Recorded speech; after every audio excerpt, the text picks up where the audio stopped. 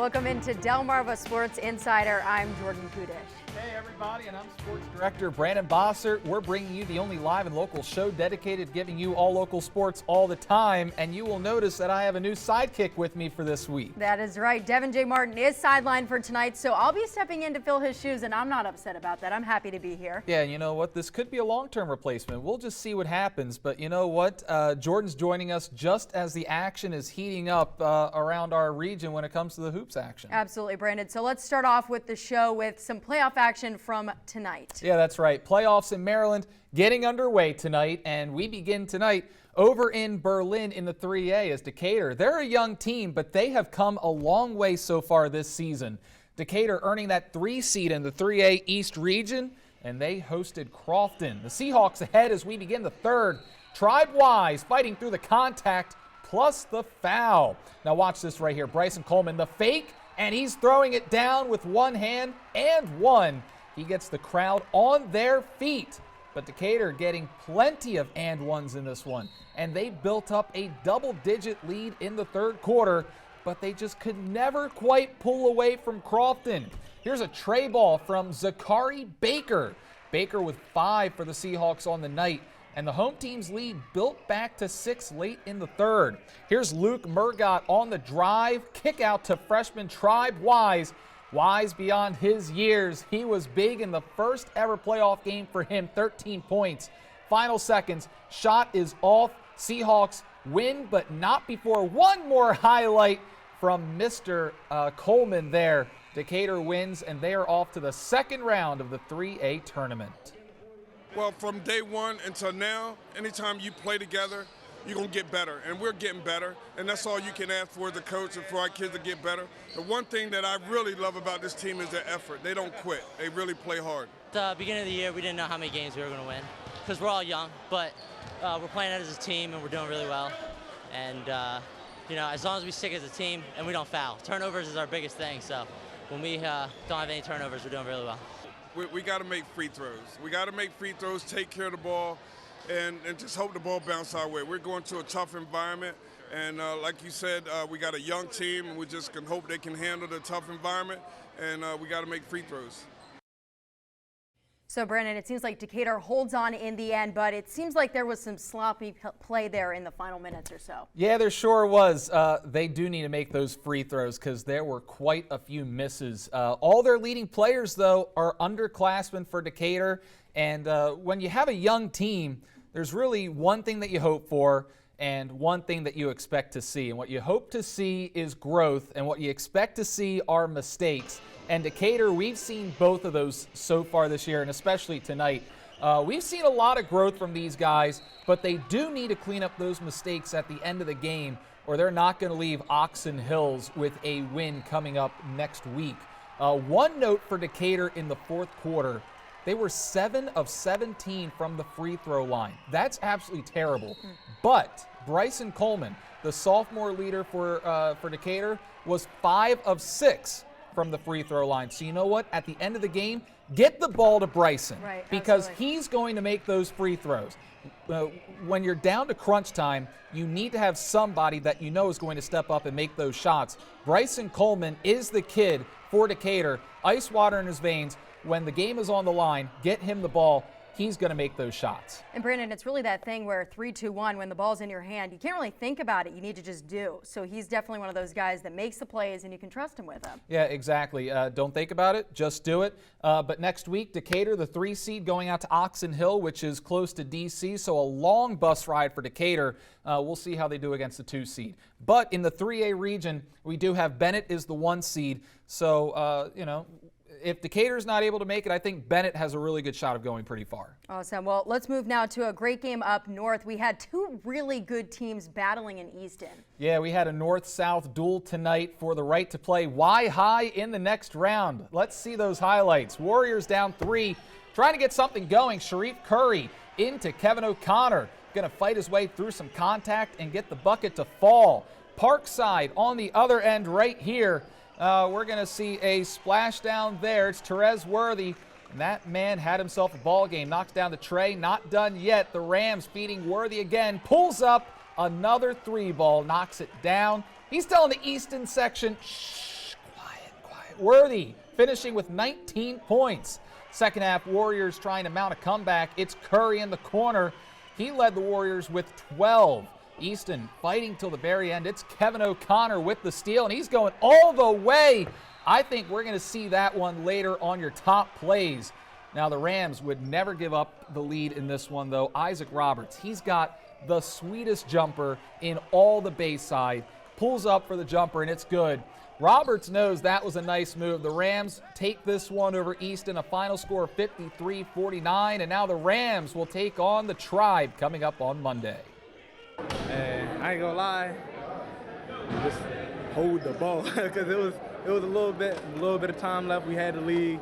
They was coming back a little bit, but I had faith in my teammates, and I trust them guys. All right, now let's take a step back to the boys' Bayside Championship between Y High and Queen Anne's in Centerville back on Wednesday. Y High and Queen Anne's finishing the regular season with equal 19-1 records, meaning they were tied for the top two spots in the 2A East region. Both teams off tonight in the first round of the Maryland postseason.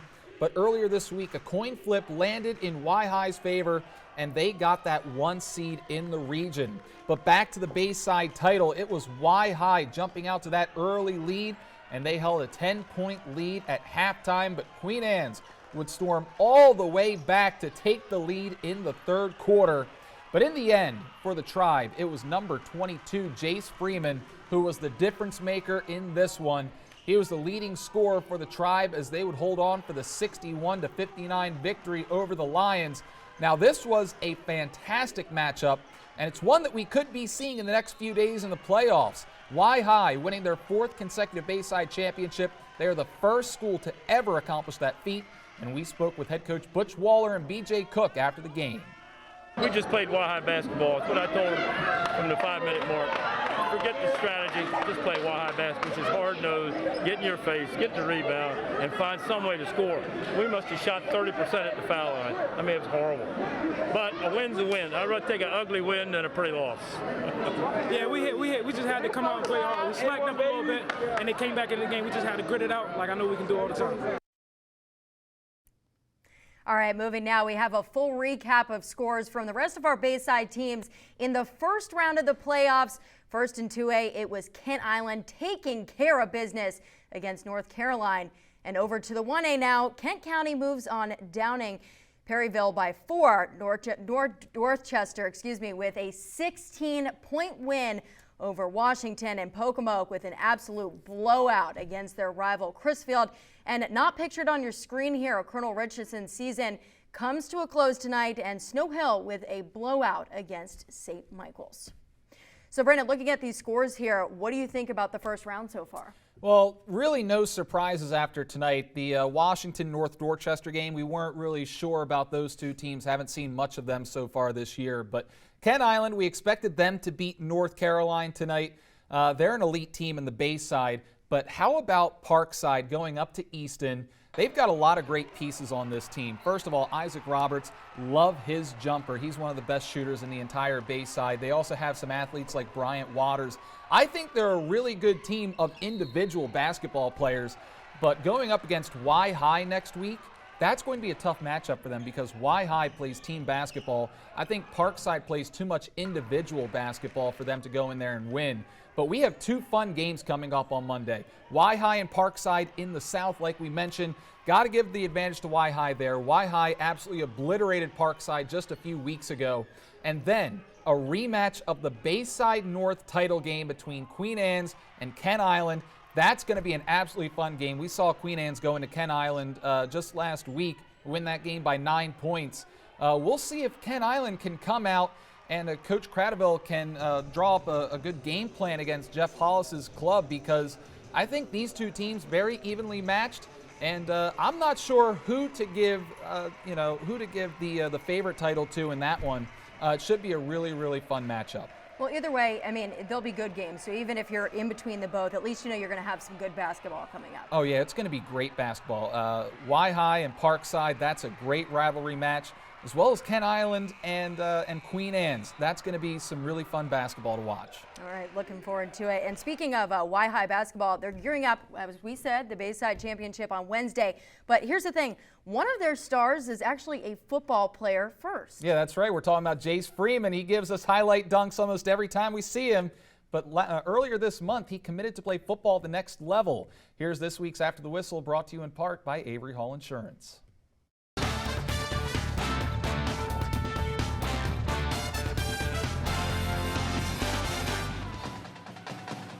Play very athletic, passionate, and very aggressive. First team kick return and punt returner, first team wide receiver, and defensive player of the year in the Bayside. A true all-around superstar. Jace Freeman turned himself into the best all-around player in the conference. This was the type of opportunity that he was envisioning when he made the transition from Snow Hill after his freshman year. Let's see what better opportunities I can get. I mean, in Snow Hill, my freshman year, I was playing guard where somewhere I probably shouldn't have been. We were low on numbers, and it was just basically a thing where it was either myself or the team, so I just put the team first. But it wasn't an easy decision. I love my family from Snow Hill a lot, and it just hurt me kind of leaving them behind and just moving us all there. Already feeling behind, he encountered more adversity after he suffered broken ribs at the beginning of his sophomore campaign. In practice one day, I had a sharp pain in my chest and just continued to play with it and continued to aggravate it more and more. Felt like I was behind, messing out on a whole year of not just getting better as a player, but exposure, trying to go to the next level. With all of that behind him, Freeman focused up.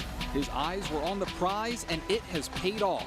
The 6'4", 210-pound wide receiver became the driving force behind Y-High's 8-1 season. And it earned him plenty of recognition, including from Division I schools. His story is a testament to the power of hard work and determination. Just make myself the best player I can be, and hopefully after that, if I can make it further than college, then that would be great. I mean, I just want to show everybody on the Bayside that you can do it. I mean, it's tough because not a lot of people get exposure on the Bayside, but it is possible. And last week, Jace decided on what school he will be attending. He'll be going to play at the Division I level with Stony Brook. But this week, his eyes are obviously focused on basketball as the Tribe and Queen Anne's will battle for that Bayside Conference title on Wednesday. That's right, and that'll do it for the A block. We are taking a commercial break, but when we return, we're moving over to the girls' side. Who's moving on? How far will Decatur and Queen Anne's go? That's coming up next on DSI.